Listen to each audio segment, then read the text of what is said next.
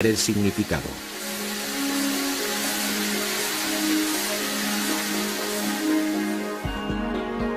Este es un famoso poema inglés. Pero si se transforman sus 6 versos en un código, se convierte en un misterio. Este verso es una escritura secreta usada por espías. Este, una lengua nativa que permitió ganar la Segunda Guerra Mundial. Y este, una lengua que dejó de usarse hace 2000 años. La búsqueda de pistas para descifrar el poema tras estos extraños códigos y símbolos nos hace retroceder en el tiempo.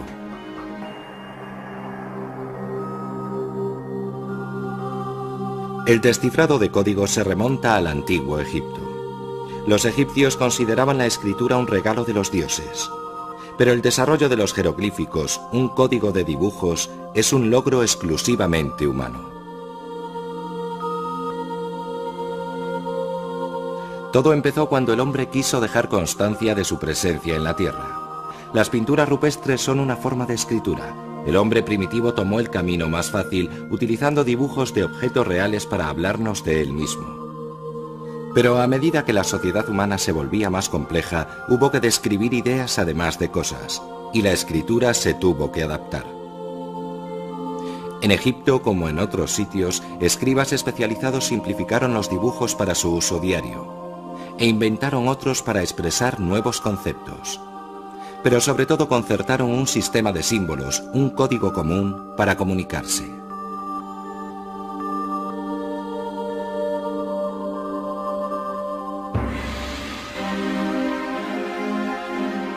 El sistema egipcio de 700 símbolos se usó durante 3000 años, hasta el siglo IV, cuando fue sustituido por un sistema de escritura más sencillo y flexible, el griego. El antiguo código egipcio quedaría olvidado durante 13 siglos. Los primeros egiptólogos pensaron que era pictografía, historias simplificadas en dibujos y no un lenguaje complejo. Un historiador del siglo XVII tradujo la inscripción de este recuadro como: para obtener la protección de Osiris contra la violencia de Tifón, hay que seguir los ritos. Una interpretación ingeniosa, pero errónea. La traducción del recuadro es un nombre, un faraón llamado Psamtik, pero se tardaría 200 años en saber la verdad.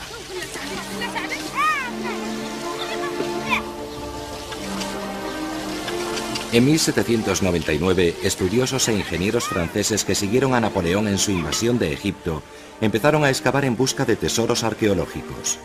Aquí, en Rosetta, hicieron un gran descubrimiento.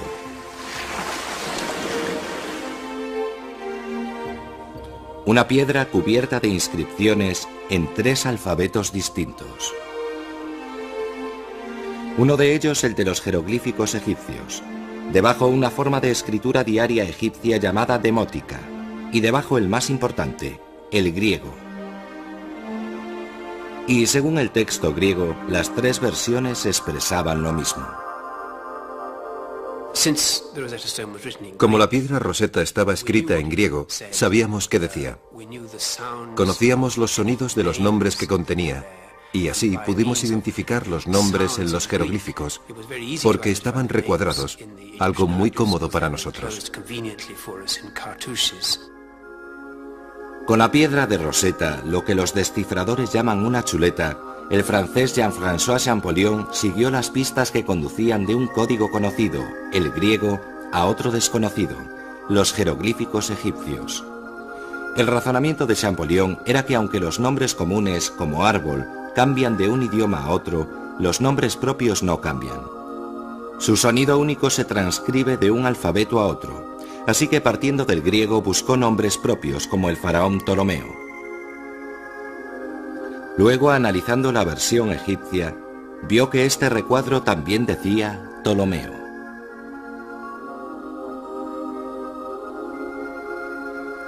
Champollion hizo un gran descubrimiento. Los símbolos egipcios no eran simples dibujos de objetos, sino que también representaban sonidos, es decir, las sílabas del habla humana.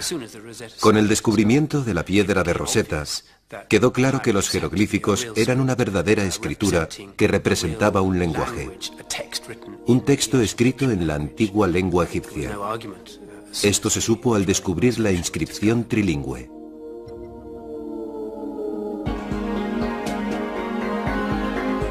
Nuestro poema demuestra que los símbolos egipcios pueden designar palabras sencillas o complejas. Este dibujo significa viento. Este otro es el sonido P, parte de la palabra nepapa, que significa mecerse, más difícil de expresar en una sola imagen. La traducción de la escritura egipcia sería: que se mecen y bailan en la brisa. Champollion fue el primer gran descifrador de la historia, y descifró descripciones de ritos funerarios, historias de dioses, de guerras e intrigas políticas. Quizá el código secreto del Indo encierre historias parecidas. Pero sin una chuleta como la piedra de Rosetta, ¿cómo podremos descifrarlas?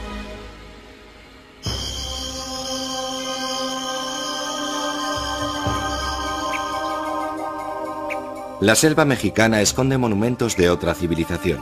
Los mayas crearon una sociedad avanzada en Centroamérica, del siglo II en adelante.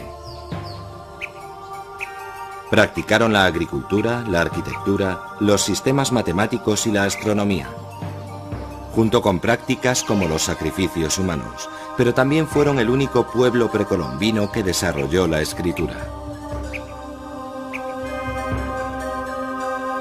¿Cómo no compararlos con el antiguo Egipto? También los mayas cubrieron sus monumentos de jeroglíficos. De hecho, existen similitudes. Pero el código maya fue mucho más difícil de descifrar.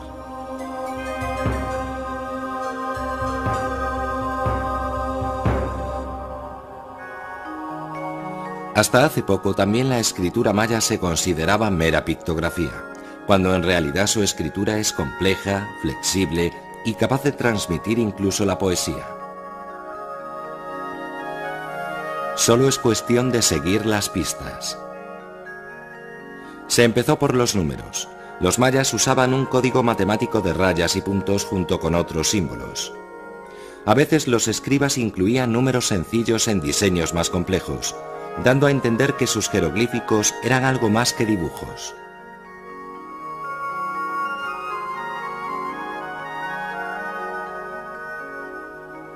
Otra pista, el calendario maya. Con su obsesión por los movimientos solares, desarrollaron un código astronómico para llevar la cuenta del tiempo con exactitud. Pero durante siglos, los estudiosos se negaron a creer que los mayas estuvieran tan avanzados en materia de escritura como en números, hasta que en los años 50, un ruso estudió el enigma maya.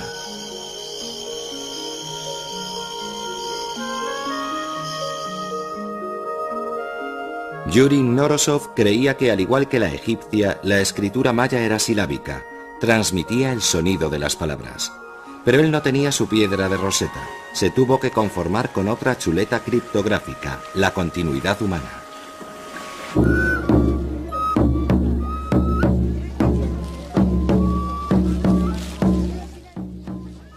Aunque la civilización maya desapareció hace 1000 años, el pueblo maya sigue viviendo en México y Guatemala.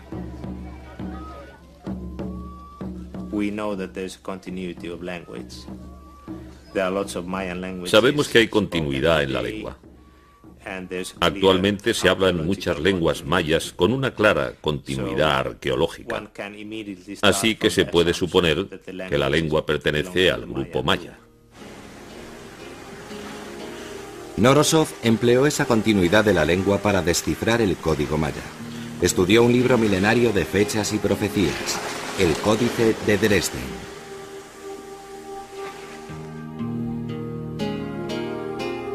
Al desenmarañar los complejos símbolos numéricos del documento, tropezó con símbolos intrincados allí donde esperaba encontrar un punto y 2 rayas, el 11.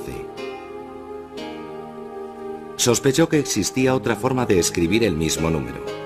En maya moderno 11 se dice buluk, 3 sonidos distintos. Así que buscó símbolos similares en el texto. Los encontró sobre una ilustración de la lluvia. En maya moderno lluvia se dice lup, 2 sonidos. Comparando, averiguó qué jeroglífico correspondía a cada sonido. P, L, K. Norosov encajó las primeras piezas. Ahora la historia escrita de los mayas es un secreto desvelado. Vemos unos signos que hablan de la coronación del rey Cambalán en el siglo VIII después de Cristo. Hay una fecha y mencionan la cinta que le anudaron en la cabeza. Debajo está el nombre del rey, serpiente jaguar. En este bloque pone Kinich, un título honorífico que significa cara de sol. Vemos que usan 3 signos, Kin, que significa sol, y luego 2 signos fonéticos, Ni y Chi. Aquí vemos un dedo y un pulgar tocándose así. Kinichi, así se deletrea esa palabra.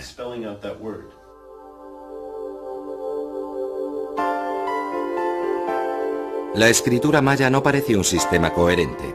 A diferencia de nuestro alfabeto de 26 letras, los mayas combinaban sus 800 símbolos de muchas formas distintas, pero se puede traducir nuestro poema cifrado. U, Yubu, Kan, Nikte. A host. Una multitud de narcisos dorados. Una sola pista puede revelar un código, ya se trate de un poema o una lengua olvidada. Pero no sabemos si las pistas que permitieron descifrar el maya valdrían para la escritura del indo. La ventaja del maya es que las inscripciones son mucho más largas y variadas. Hay genealogías de reyes, relatos de batallas y una estructura de frases y contenidos más desarrollada que los sellos sueltos del Indo. Pero a veces los textos largos y una lengua conocida no bastan. Incluso documentos aparentemente claros pueden encerrar significados secretos.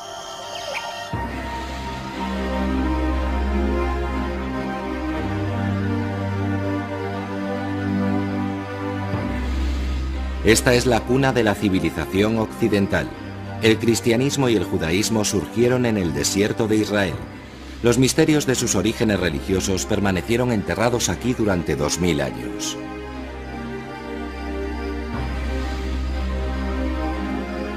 En 1947, Mohamed el Lobo, un pastor beduino, andaba por las colinas cercanas al Mar Muerto. Tropezó con una cueva y con el mayor hallazgo arqueológico de su siglo. En ella encontró unas ánforas que contenían antiguos documentos, los que se han dado en llamar manuscritos del Mar Muerto.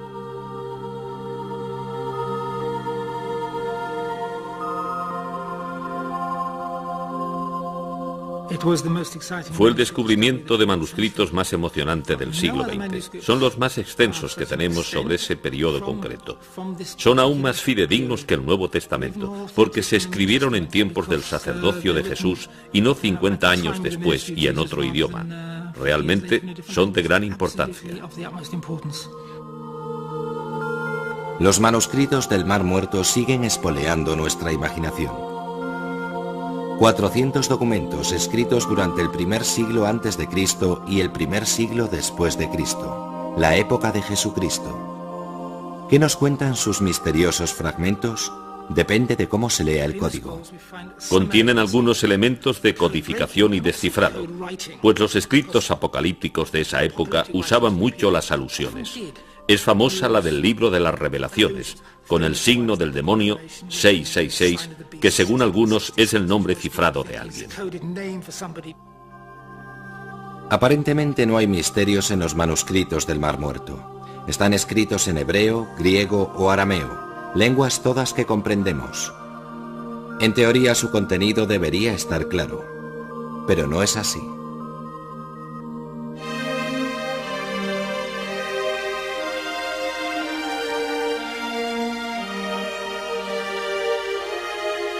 Estos manuscritos siempre han sido un enigma. Hay un documento de cobre que se abrió aparte con mucho cuidado y contiene pistas de un tesoro enterrado. En la bodega del patio de Mateo hay leña y en medio de ella una cisterna con 70 talentos de plata. En el monumento funerario, en el tercer nivel, 100 lingotes de oro.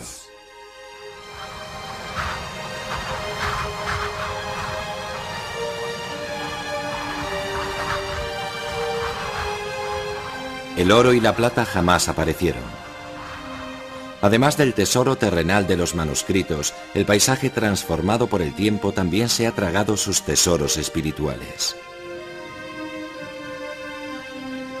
La mayoría de los rollos pertenecieron a una misteriosa comunidad que vivió aquí, en Qumran, cerca del Mar Muerto, durante 300 años. Fueron testigos de una época decisiva. En Jerusalén el judaísmo libraba luchas intestinas. Los romanos habían invadido Tierra Santa y, entre tanto, Jesús de Nazaret se convertía en un gran maestro espiritual. ¿Qué encierran los manuscritos? Quizá la vida de Cristo o terribles profecías. Depende de cómo se interprete el código. Al descifrar los manuscritos del Mar Muerto, todo depende de cómo se encajen las piezas. Algunos son fragmentos del Antiguo Testamento que conocemos bien.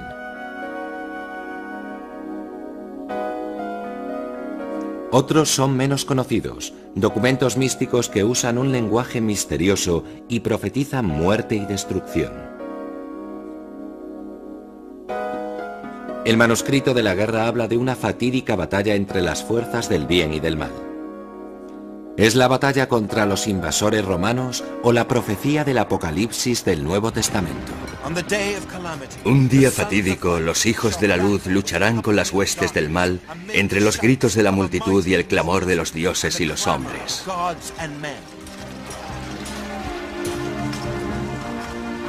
El manuscrito más sugerente, el de Damasco, nos habla del fundador de la comunidad.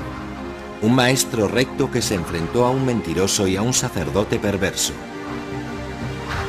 ¿Fue un judío carismático o el propio Jesucristo? Y Dios les envió un maestro de rectitud.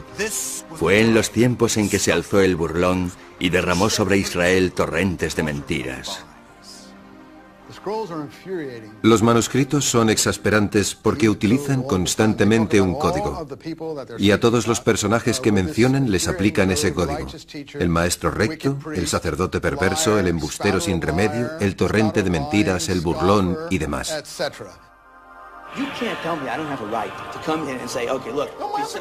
Desde su descubrimiento no ha cesado la polémica.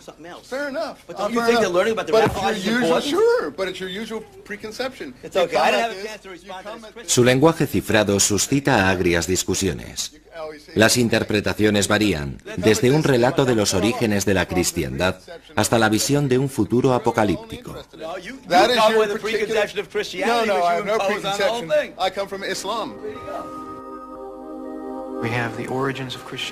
Según algunas teorías, lo que está en juego son los orígenes de la cristiandad. Aportan una visión interna del judaísmo de tiempos de Jesús, cuando empezó el judaísmo rabínico. En otras palabras, en estos manuscritos están en juego dos de las grandes religiones de Occidente, y eso desata pasiones en la gente. Su código es cautivador. Ni siquiera la ciencia ha logrado disipar el misterio. La datación por carbono descarta que el maestro recto pudiera ser Jesús, pues los rollos son demasiado antiguos. Otras fuentes históricas apuntan a que los habitantes de Qumran no fueron los primeros cristianos ni una secta secreta, sino esenios, un grupo de fundamentalistas judíos. Por muy tajantes que sean las pruebas, la codificación supone que las nuevas teorías sobre los manuscritos seguirán figurando entre los libros más vendidos. El público quiere saber qué dicen los manuscritos del Mar Muerto sobre el cristianismo y presiona mucho a los expertos para que se pronuncien. Así que entre estos existe una minoría dispuesta a explotarlos para bien o para mal. Además, jugar con la conexión cristiana es una forma de dar publicidad a tu campo de interés particular y los estudiosos de la historia antigua saben que su trabajo tampoco es que suscite un interés masivo, de modo que los manuscritos constituyen una oportunidad de convencer a la gente de que tienen una bomba entre las manos. Los manuscritos los ha cifrado el tiempo o alguna voluntad. Puede que hayamos perdido su significado, como en el caso de la escritura del Indo. O quizás su misterio sea deliberado. Escritura secreta, el código como arma en los conflictos humanos. El Morse, un código universal de líneas y puntos.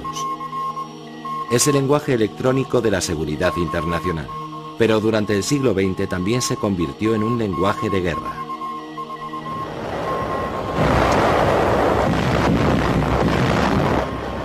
Un lenguaje internacional que cualquiera con una radio, amigo o enemigo, podía entender. Así que en tiempos de guerra hubo que rodear el Morse de secreto. Códigos y claves secretos. Se desfiguran las palabras o se barajan las letras matemáticamente. Estos son los lenguajes misteriosos de la guerra.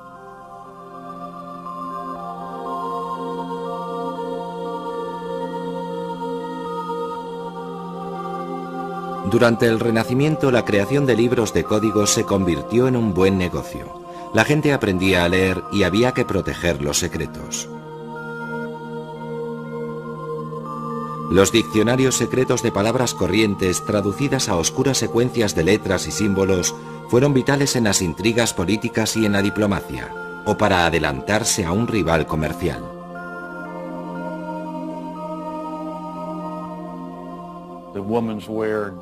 El código del vestir femenino, donde LMBX significa usar puños franceses y ZINBX botones de perlas, permitía evitar que la competencia supiera cómo sería tu colección para esa temporada. Pero los libros de códigos, incluso militares como este japonés, son vulnerables. Las palabras y letras repiten ciertos esquemas. La T y la E son las letras que más se repiten en inglés. La palabra stop se usa muchas veces en los telegramas. En cuanto se descubre un patrón, se empieza a rasgar el velo. Los códigos no son seguros. Pueden ser descifrados, pierden actualidad y hay que distribuirlos. Si en la Segunda Guerra Mundial los alemanes hubieran usado libros de códigos, todas las imprentas habrían tenido que dedicarse a imprimirlos.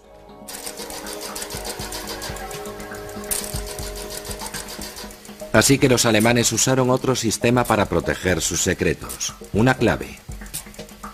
A diferencia de los códigos, que suelen traducir palabras completas, las claves mezclan letras sueltas.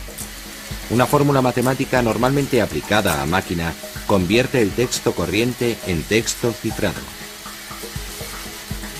El remitente y el destinatario no necesitan libros, sino una configuración para poner en marcha el sistema. La clave de acceso. Puedes tener el mismo tipo de sistema que yo.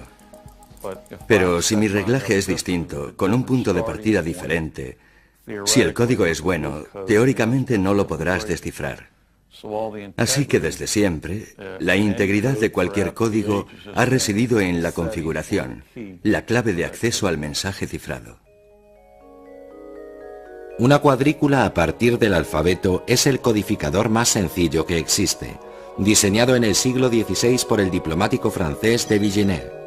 Emplea una clave para cifrar los mensajes. Pongamos que el mensaje es Today y la clave Bet. Primero escribimos la clave debajo del mensaje, repitiéndola hasta llegar al final. En este caso nos da BetB. Ahora aplicamos el cuadro de Villeneuve. Primero tomamos la letra B de la clave. La primera letra del mensaje es T, así que el criptograma pasa a ser U. Para dar con la segunda letra del criptograma, la letra clave es E, la del mensaje O, así que nos bajamos y tenemos S. Para la última letra, la clave es E. El mensaje I y el criptograma C.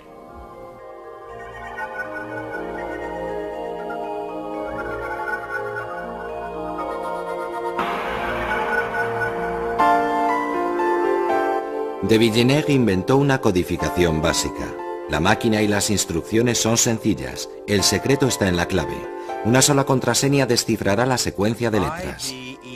IVM, UZSTIG, SG. Si metemos esa llave en la cerradura, revelamos otro verso de nuestro poema. Flotando en las alturas sobre montes y valles.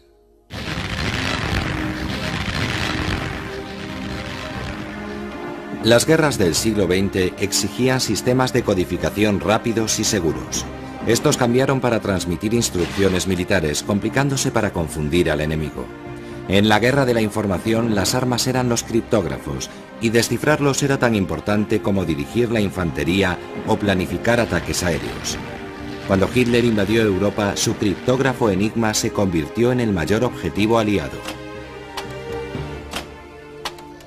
Desarrollado para un uso civil y adaptado por el ejército alemán, Enigma era como una máquina de escribir eléctrica. Al pulsar una tecla se enviaba una señal a través de varios rotores interconectados y de un conmutador de clavijas hasta encender una bombilla, la letra cifrada. A cada pulsación se movían los rotores y la letra siguiente era impredecible. La clave estaba en la elección de los rotores, en su orden y sus posiciones iniciales, y en el cableado del conmutador de clavijas. Ambos eran regulables. El número de combinaciones de una enigma de 3 rotores es de 3 veces 10 a la potencia 114.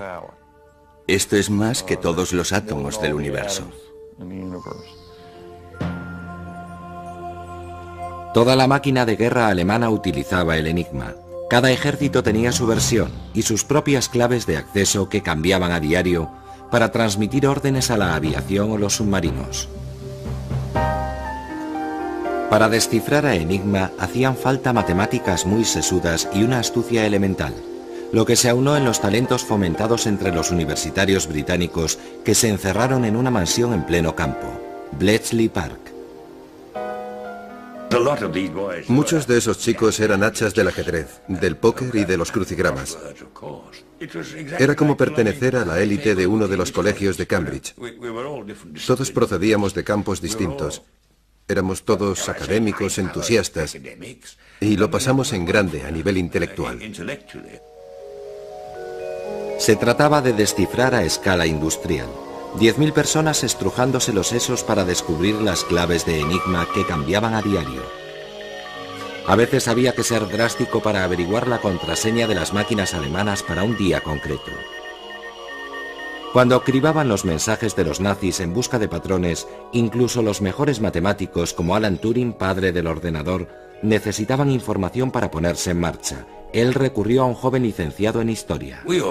Organizamos el apresamiento de una trainera de información meteorológica, de la que robamos todas las claves para el mes de junio.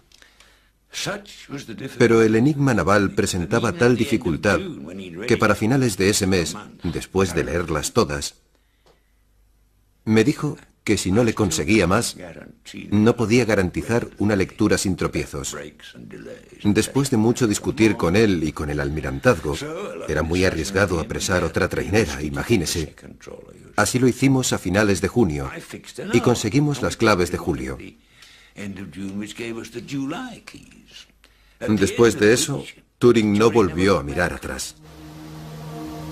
Ahora que sabía algo de las configuraciones de las claves, Bletchley Park se centró en el punto débil de Enigma, el error humano. Los operadores que tenían que combinar la clave diaria oficial con su propia contraseña de 3 letras para los rotores, usaban varias veces las mismas 3 letras. Además, en ocasiones tenían que repetir el mismo mensaje día tras día. Esos errores fueron cruciales. Una estación meteorológica enviaba cada mañana a las 8 un parte que empezaba siempre con la misma fórmula. Así que cuando captábamos esa señal de las 8, Decíamos a los chicos de las máquinas, esta señal significa tal cosa, y se ponían en marcha. Había que accionar los tambores que contenían los rotores codificadores. Si los hacías girar, alterabas la secuencia de codificación de las letras, y uno de los chicos de Bletchley Park se dio cuenta de que debían hacer precisamente eso. Así que lo comprobó y vio que tenía razón. Los llamaban los tontos. Bastaba que un operador de radio repitiera un mensaje descifrado previamente con viejas claves de acceso para adivinar la clave de enigma de todo un ejército alemán para un día concreto. Pero comprobar una intuición sobre una máquina con un número astronómico de configuraciones posibles exigía mucho más que buenos matemáticos con lápiz y papel. Resultaba demasiado lento. Necesitaban un arma secreta. El precursor del ordenador electrónico. Esta máquina se llamaba bomba. Su nombre en clave, el de un postre de helado. Era la imagen de Enigma en el espejo diseñada para comprobar rápidamente las sospechas. Una bomba era equivalente al cableado de Enigma. Si tenías la chuleta e intuías el contenido del mensaje, podías comprobarlo, pero tenías que ir probando hasta hallar la posición de todos los rotores. Es decir, ejecutar 26 por 26 por 26 posibilidades. Y eso lo hacían los rotores de la bomba en más o menos una hora, recorriéndolas rápidamente. En cuanto tenías las configuraciones, tenías el mensaje. Los alemanes creían que el enigma era un misterio impenetrable. QADTT. RGZGR. Los alemanes no habían contado con el hecho de que sus grupos de 5 letras cifradas pudieran ser susceptibles de tan intrincados e ingeniosos análisis a escala industrial. Cuando de pronto vi una alfombra. Hacer saltar el enigma alemán fue una de las mayores victorias aliadas en una guerra donde el interceptar códigos y descifrar mensajes era más importante que nunca. Sin esa inteligencia vital, llamada ultra, los submarinos alemanes que atacaban las flotas de suministro americanas habrían provocado una hambruna en Inglaterra, y la invasión de Europa el día D habría sido caótica. Enigma era un sistema mecánico, y el hombre lo venció utilizando máquinas. Pero en la guerra los códigos deben ser indescifrables, y los americanos encontraron uno en su propia casa, una lengua oral, casi tan antigua como el paisaje del que provenía.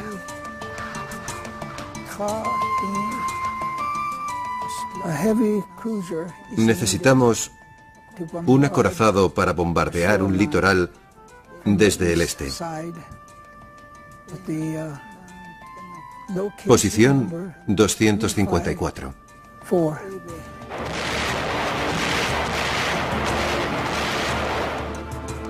1942. La guerra del Pacífico se intensificaba.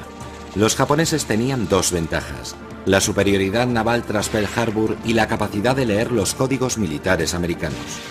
Para retomar la iniciativa, estos necesitaban un sistema de codificación seguro y rápido. Se sugirió que se utilizara una lengua india codificada para frenar el avance de los japoneses. Eligieron un idioma poco conocido en Estados Unidos, una lengua sin escritura, y acudieron a los indios navajo para elaborar algún tipo de código. Desde Nuevo México a Arizona, los marines reclutaron a jóvenes navajos que hablaban tanto el inglés como su idioma nativo. Usado en las operaciones militares del Pacífico para transmitir rápidamente información operativa, el idioma navajo codificado era doblemente impenetrable. Los locutores navajo que hablaban en código, utilizados por la Marina americana, fueron la voz más segura de la Segunda Guerra Mundial. Los americanos tomaron un idioma sin escritura, sin términos actuales, y lo utilizaron para describir modernas operaciones militares. Un bombardero se llamaba Jim. En navajo, yin significa un halcón que se lanza en picado. Ayazi es huevos. Eso serían las bombas. Nomasi es patata, las granadas de mano.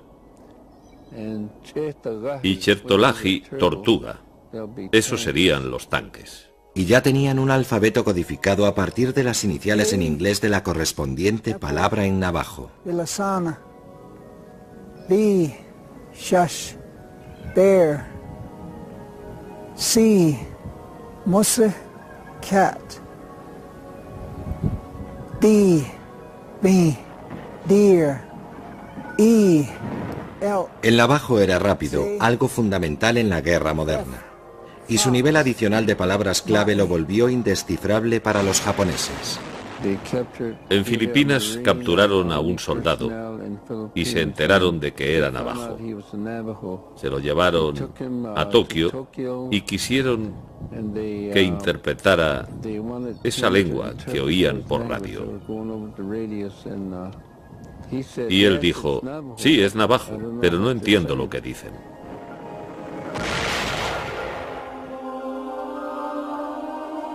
En el Babel de las ondas de la Segunda Guerra Mundial, el navajo sonaba tan raro como el antiguo egipcio, excepto que no había piedra de Rosetta para descifrarlo. Las palabras navajo eran tan secretas como los manuscritos del Mar Muerto.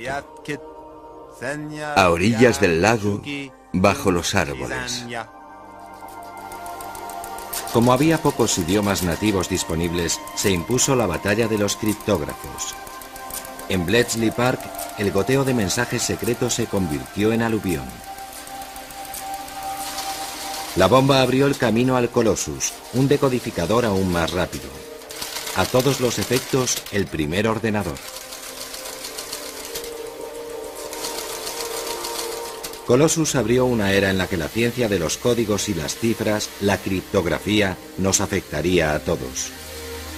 Una era en que se enrolaría a los ordenadores para atacar el más impenetrable de los códigos, los textos antiguos del Indo. En informática todos son códigos, palabras, números e instrucciones traducidos al lenguaje de la electricidad, los bits. Encendido y apagado, unos y ceros, yendo y viniendo en gran número y a gran velocidad. El código informático es universal. Las letras se convierten en bloques de 7 u 8 señales de unos o ceros.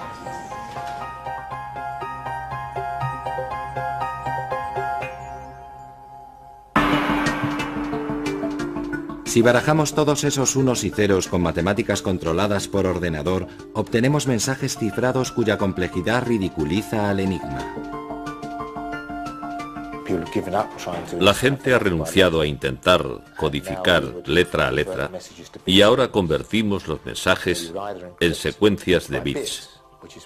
Luego se puede codificar bit a bit, como hace la telefonía móvil, o dividir los bits por bloques y codificar los bloques. Estos ocupan más que una letra normal, así que codificas caracteres de 8 y los mezclas.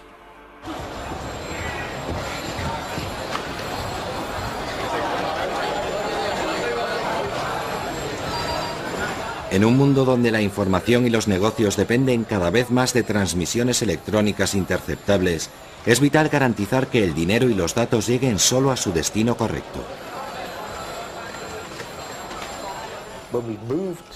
Al pasar del comercio basado en papel al comercio electrónico, perdemos la seguridad tradicional de reconocer a nuestro interlocutor, conocer a las personas, operar en un recinto cerrado.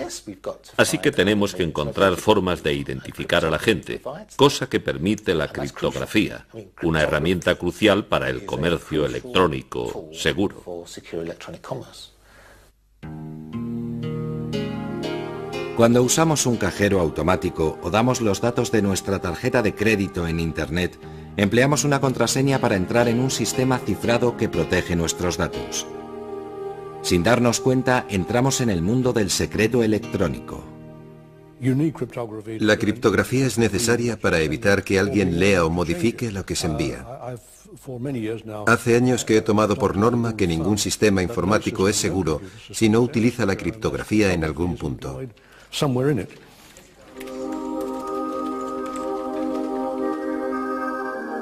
Con los ordenadores usamos a diario dos códigos muy evolucionados. Uno es una clave electrónica secreta. BB 5324. El otro, el lenguaje común que hablamos y escribimos. Vagaba solitario como una nube. Y así se revela el poema. 6 códigos distintos, en tiempos considerados indescifrables, permiten a los decodificadores revelar el famoso poema de Wordsworth, Los Narcisos. Vagaba solitario como una nube, flotando en las alturas sobre montes y valles, cuando de pronto vi una alfombra, una multitud de narcisos dorados a orillas del lago, bajo los árboles, que se mecían y bailaban en la brisa. Pero aún falta por descifrar un código. La escritura de Lindo.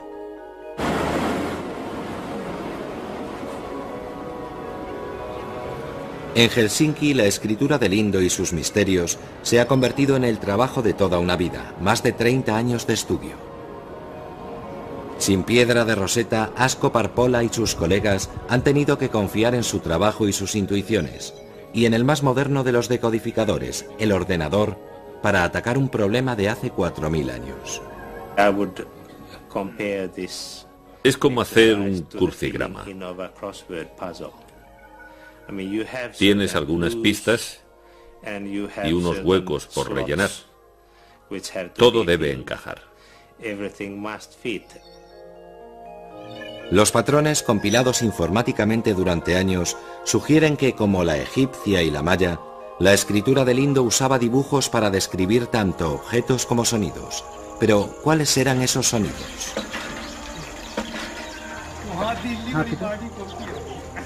Es intuición, pero los finlandeses creen que los habitantes de Mohenjo-Daro hablaban un tipo de lengua conocida como Dravidia, que aún se habla en el sur de India. Tenemos indicios de la influencia dravidia en el Valle del Indo, 2 siglos después de la civilización del Indo, de modo que allí se hablaba una lengua dravidia.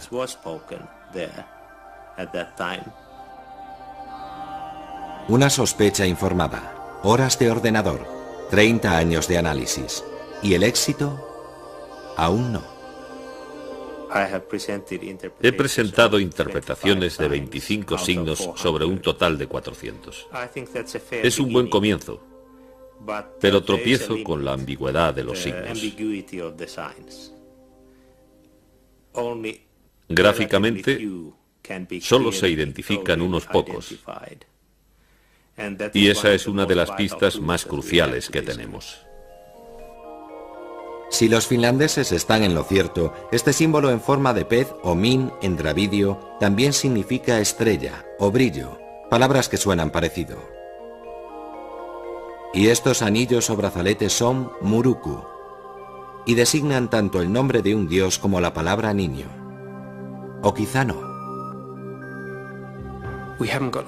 No tenemos inscripciones largas, solo sellos de piedra, así que no encontramos verbos ni frases enteras.